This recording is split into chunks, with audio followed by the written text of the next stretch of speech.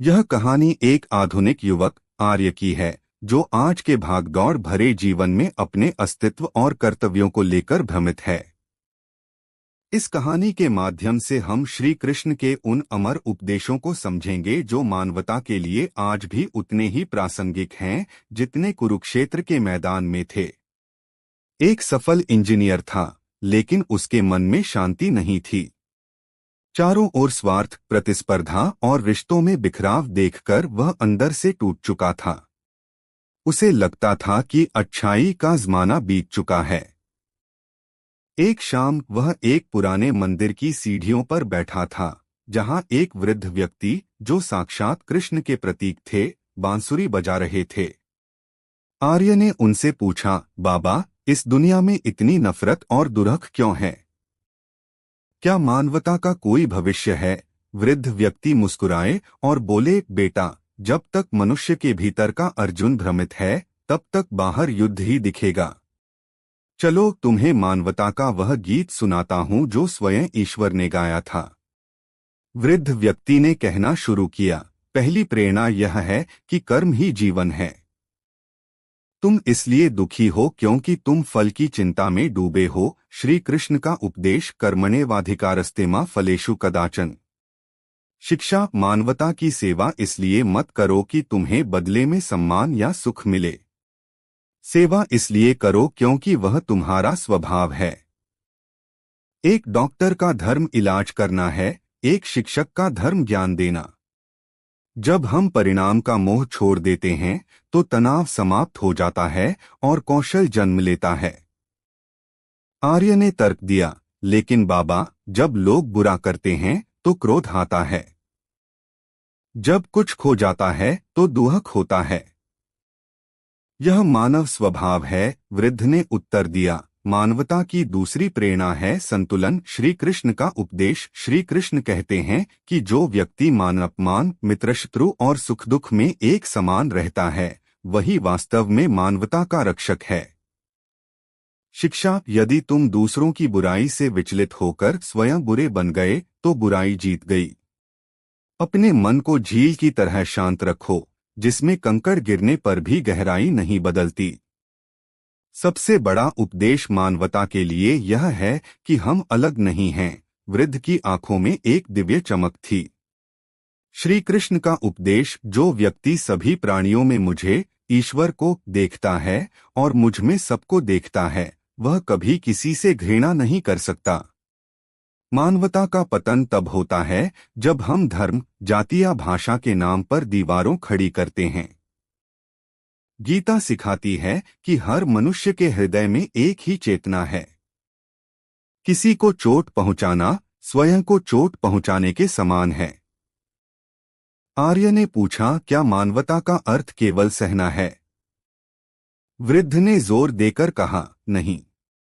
मानवता का अर्थ है न्याय के लिए खड़े होना।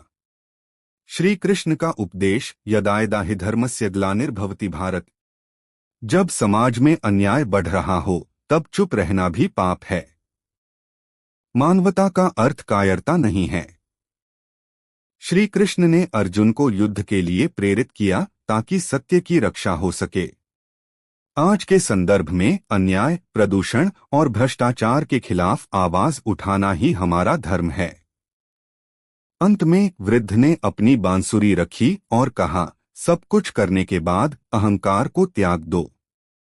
श्री कृष्ण का उपदेश, सर्वधर्मान् परित्यज्य मामेकं शरणम व्रज। मैं और मेरा के अहंकार ने ही मानवता को संकट में डाला है। जब हम यह मान लेते हैं कि हम केवल एक माध्यम हैं और सब कुछ उस परम शक्ति के हाथ में है, तब हृदय में सच्ची शांति आती है।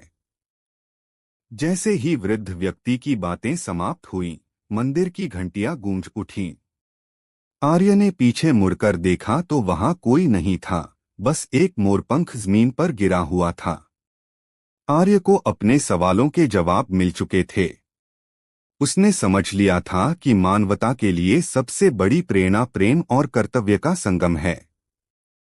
वह खड़ा हुआ, उसके चेहरे पर एक नई मुस्कान थी। अब वह भाग नहीं रहा था, बल्कि अपने कर्मक्षेत्र की ओर बढ़ रहा था, इस विश्वास के साथ कि योग कर्मसु कौशलम, कर्मों में कुशलता ही योग है। आज की दुनिया में तनाव, स्ट्रेस और डिप्रेशन का सबसे बड़ा कारण यह है कि हम काम शुरू करने से पहले उसके परिणाम के बारे में सोचना शुरू कर देते हैं। श्री कृष्ण ने अर्जुन को इसी मानसिक जाल से बाहर निकाला था।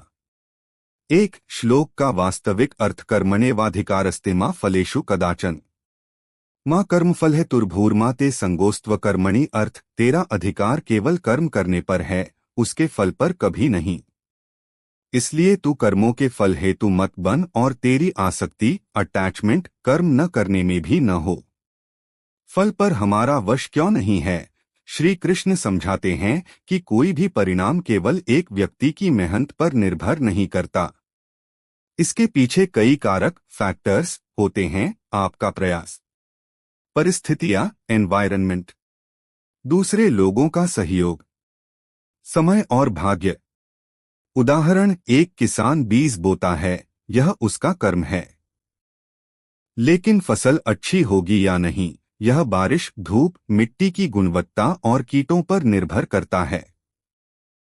यदि किसान केवल फसल के दाम के बारे में सोचकर चिंता करता रहे तो वह बीज बोने में एकाग्रता, फोकस खो देगा। अकर्मण्य होने का खतरा, कई लोग सोचते हैं कि अगर फल मिलना ही नहीं है तो काम क्यों करें। श्री कृष्ण इसे तामसिक बुद्धि कहते हैं। मानवता के लिए सबसे घातक चीज आलस्य है। शिक्षा, कर्म छोड़ना समाधान नहीं है, बल्कि कर्म के पीछे छिपे लालच को छोड़ना समाधान है। मानवता के लिए इसका महत्व, इंस्पिरेशन फॉर ह्यूमैनिटी। जब हम निष्काम कर्म को अपनाते हैं तो समाज में 3 बड़े बदलाव आते हैं। भ्रष्टाचार का अंत, जब मनुष्य को केवल अपने कर्तव्य से प्रेम होगा, न कि अवैध धन या पद से, तो भ्रष्टाचार स्वतः समाप्त हो जाएगा। मानसिक शांति, आज लोग अगर मैं असफल हो गया तो क्या होगा, इस डर में जीते हैं। श्री कृष्ण कहते हैं कि परिणाम की चिंता भविष्य में है और कर्म वर्तमान में। वर्तमान में जीने वाला व्यक्ति ही सुखी रहता है। निस्वार्थ सेवा, एक सैनिक सीमा पर इसलिए लड़ता है क्योंकि वह उसका धर्म है, न कि इसलिए कि उसे मेडल मिलेगा। यही सच्ची मानवता है। श्री कृष्ण कहते हैं कि कर्म को पूरी कुशलता और तन्मयता से करना ही योग है। जब आप परिणाम की चिंता छोड़ देते हैं तो आपकी पूरी ऊर्जा उस काम में लग जाती है, और विडंबना यह है कि तब परिणाम उम्मीद से भी बेहतर मिलते हैं। एक छोटा सा अभ्यास, आज से कोई भी एक ऐसा काम चुनें, जैसे किसी की मदद करना या अपना कोई शौक पूरा करना, जिसके बदले में आप किसी भी लाभ की उम्मीद नहीं रखेंगे। आप अनुभव करेंगे कि वह काम आपको जो खुशी देगा वह करोड़ों रुपयों से नहीं मिल सकती। जब हम निष्काम कर्म की बात करते हैं तो बाबा आमटे का नाम सबसे ऊपर आता है। उन्होंने अपना पूरा जीवन कुष्ठ रोगियों, लेप्रोसी पेशेंट्स की सेवा में लगा दिया, जिन्हें उस समय समाज अछूत मानता था। एक रात बाबा आमटे ने एक कुष्ठ रोगी को बारिश में भीगते और तड़पते देखा। शुरुआत में वे डरकर पीछे हट गए, लेकिन तभी उन्हें श्री कृष्ण का वह उपदेश याद आया कि आत्मा अमर है और डर केवल शरीर का मोह है। उन्होंने सोचा कि यदि मैं फल, अपनी सुरक्षा या समाज में प्रतिष्ठा की चिंता करूंगा तो यह जीव मर जाएगा। उन्होंने डर को त्यागा और उस रोगी को गोद में उठाकर घर ले आए। यह निष्काम कर्म की पहली सीढ़ी थी, भय से मुक्ति, आनंदवन की स्थापना, बिना फल की इच्छा के सृजन। उन्होंने आनंदवन बनाया। उन्होंने कभी नहीं सोचा कि उन्हें इसके लिए पद्म विभूषण या मैग्सेसे पुरस्कार मिलेगा। उनका लक्ष्य केवल कर्म करना था।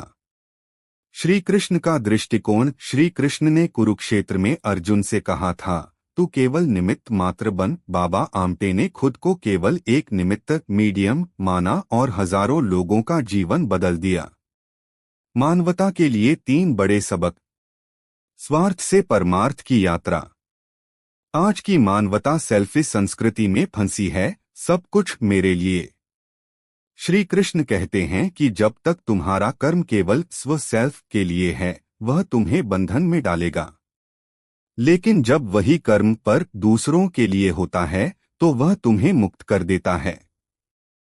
उदाहरण, यदि आप एक पेड़ लगाते हैं यह सोचकर कि आप उसके फल खाएंगे, तो आप फल न मिलने पर दुखी होंगे। लेकिन यदि आप पेड़ इसलिए लगाते हैं कि आने वाली पीढ़ी उसकी छांव में बैठेगी, तो आप आनंदित रहेंगे। परिणाम का मैनेजमेंट छोड़े, प्रयास का मैनेजमेंट करें। हम अक्सर परिणाम को कंट्रोल करना चाहते हैं, जो हमारे हाथ में नहीं है। श्री कृष्ण का मैनेजमेंट गुरु मंत्र है, focus on the process, not the product. यदि एक विद्यार्थी केवल रैंक के बारे में सोचेगा, तो वह परीक्षा हॉल में घबरा जाएगा।